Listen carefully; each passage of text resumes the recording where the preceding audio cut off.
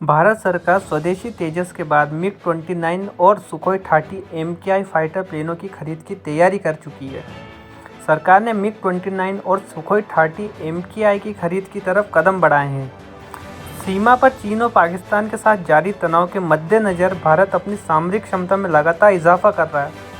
भारतीय वायुसेना में नए लड़ाकू विमानों को शामिल करने की दिशा में कदम उठाए जा रहे हैं।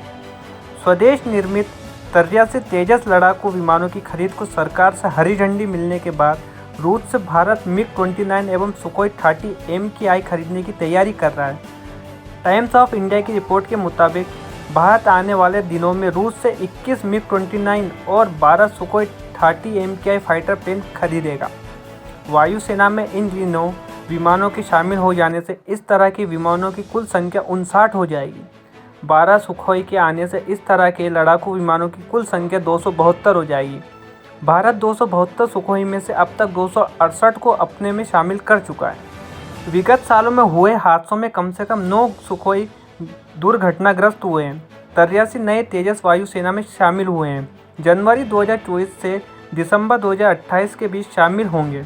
इसके अलावा मिग-29 और सुखोई के शामिल होने से वायुसेना को अपनी स्क्वाड्रन को बरकरार रखने में आसानी होगी। वायुसेना के बेड़े में शामिल मिग-21, मिग-23 और मिग-27 पुराने पड़ गए और ये धीरे धीरे सेवा से बाहर हो रहे हैं।